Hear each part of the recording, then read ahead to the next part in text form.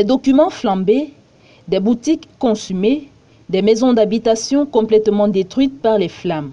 Voici ce qu'il reste du grave incendie qui s'est produit le week-end dernier au quartier Briqueterie, dans le 2e arrondissement de la ville de Yaoundé. Le déclenchement de la combustion consterne les habitants du lieu dit Carrefour des Tissus. Vraiment de Dieu, nous-mêmes on ne connaissait pas, on a vu seulement le feu a engagé et on a puisé, on a commencé à éteindre avant que les pompiers sont arrivés.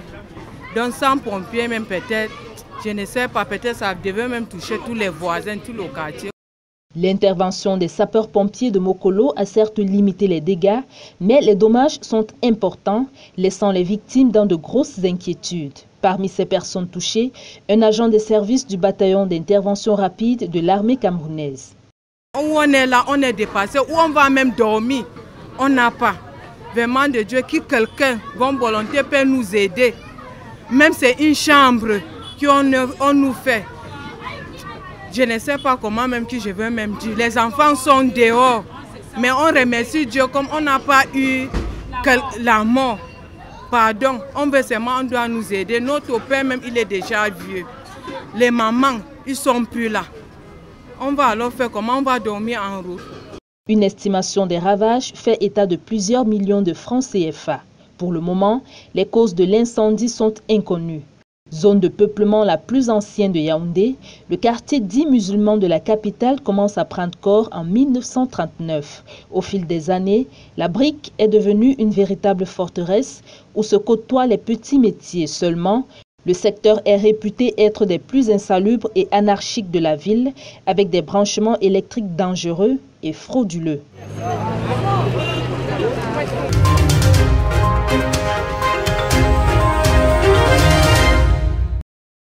Les épreuves écrites au baccalauréat de l'enseignement général session de 2020 démarrent le 20 juillet prochain dans l'ensemble du triangle national et dans les centres d'examen le décor se plante. Il en est ainsi au lycée Dios de Douala. Les petits plats y sont mis dans de grands. Tout est déjà fin prêt. Ça veut dire que le secrétariat a été formé. Les membres sont connus. Ils sont en plein chantier, n'est-ce pas, depuis l'annonce, n'est-ce pas, de leur formation. Les salles de classe sont en train, n'est-ce pas, d'être nettoyées. Les bancs sont en train, n'est-ce pas, d'être classés. Bref, tout est fin prêt. Les épreuves sont déjà là, les sujets sont là. Bon, voilà, écoutez, on attend que leur H, n'est-ce pas, pour commencer l'examen, c'est ça. Dans un contexte où l'ombre du coronavirus plane, des remparts contre la pandémie sont manifestement érigés. Alors nous avons des points d'eau, de lavage de mains. Nous avons, n'est-ce pas, les gels hydroalcooliques, il y en a plein. Nous avons, n'est-ce pas, des seaux d'eau partout, là où on peut se laver les mains partout dans le lycée. La distanciation, n'est-ce pas, sociale dont nous parlons, elle existe ici, parce que depuis le concours d'entrée en 6e déjà, nous avions, n'est-ce pas, 24 par salle. Distancé, n'est-ce pas, d'1 mètre, ça va continuer ainsi, n'est-ce pas, pendant tout l'examen. Le Covid aura donc essuyé une défaite en dépit de l'arrêt pendant quelques semaines des cours en présentiel. C'est du moins ce que laisse entrevoir l'état d'esprit des élèves qui, à leur marque, sont convaincus qu'ils sont prêts pour le challenge. Où je suis placée, je suis quand même prête. Parce que les professeurs ont eu à nous apporter beaucoup de soutien et surtout sur les réseaux sociaux et tout. Ils étaient là tout le temps pour répondre à nos préoccupations, donc déjà je suis prête. Quoi qu'il en soit, les portes du supérieur n'attendent qu'à être ouvertes. Il ne reste qu'à chaque candidat de pouvoir les ouvrir.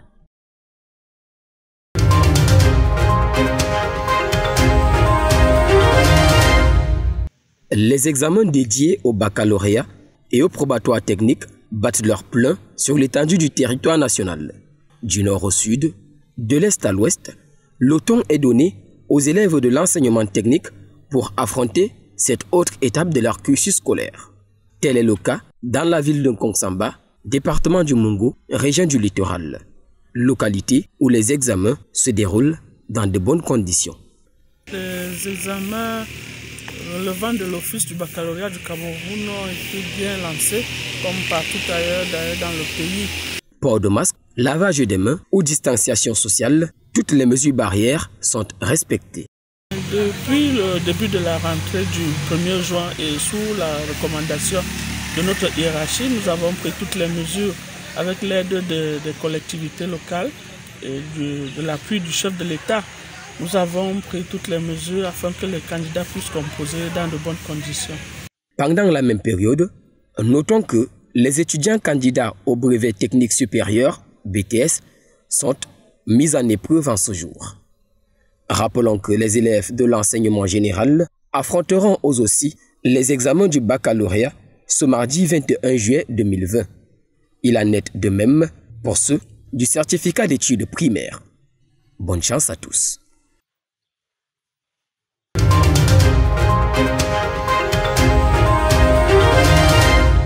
Le 24 décembre dernier, le Cameroun s'est doté d'un code général des collectivités territoriales décentralisées à la faveur de la promulgation de la loi relative par le président de la République, son Excellence Paul Biya.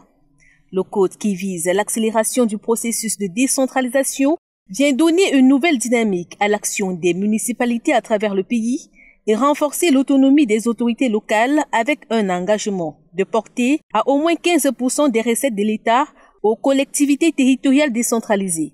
Un pas important pour l'unicité des régions et donc en faveur du vivre ensemble et du multiculturalisme.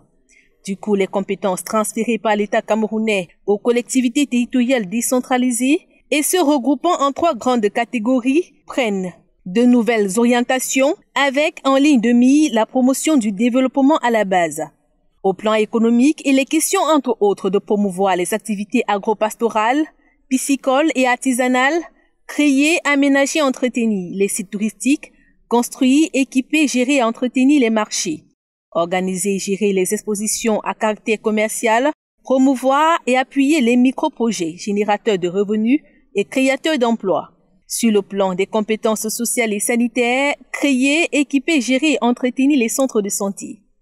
Et enfin, au niveau des compétences éducatives, sportives, culturelles et jeunes, apporter un appui à la gestion et à l'administration des lycées et collèges publics, planifier l'insertion et la réinsertion professionnelle des jeunes.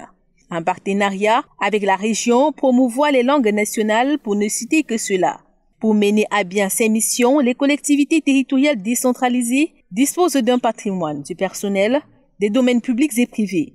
Les ressources nécessaires à l'exercice de leurs compétences leur sont dévolues, soit par transfert de fiscalité, soit par dotation, soit par les deux, à la fois.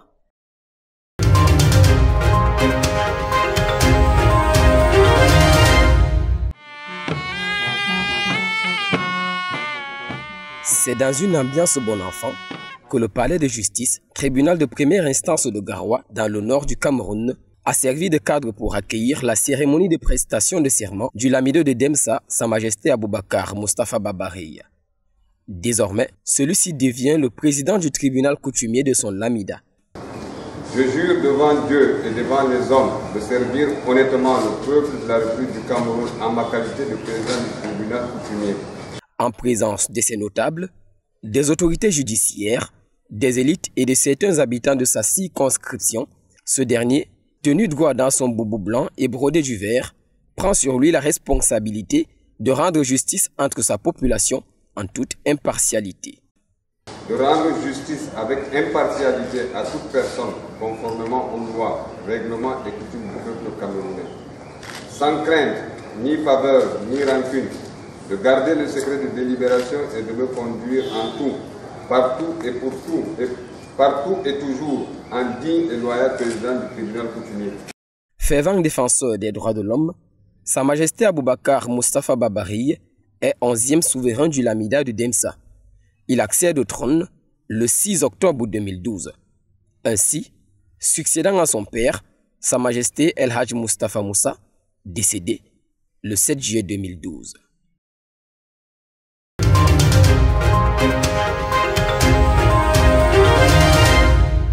Près de 4 heures de débat, temps durant lequel Maître Tétan Michel et les membres de son clan de dissidents ont pilonné le maire, le receveur municipal et son comptable matière.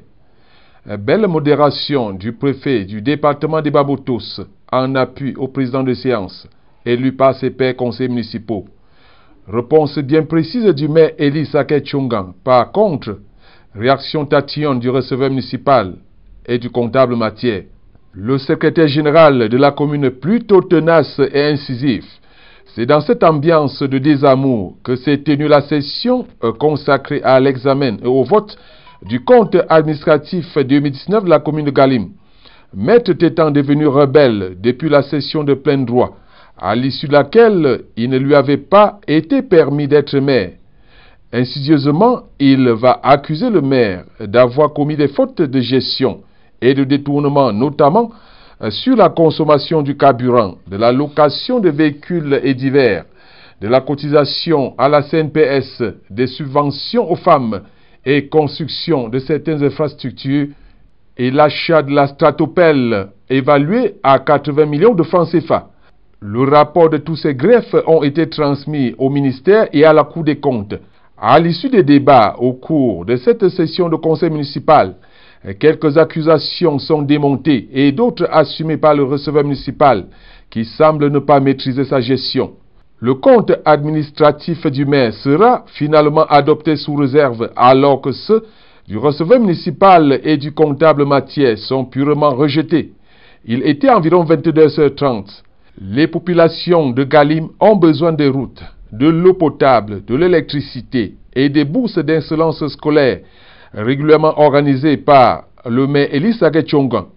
Les populations n'ont pas besoin de querelles politiciennes. Ce débat aura au moins pour mérite d'avoir réveillé les consciences.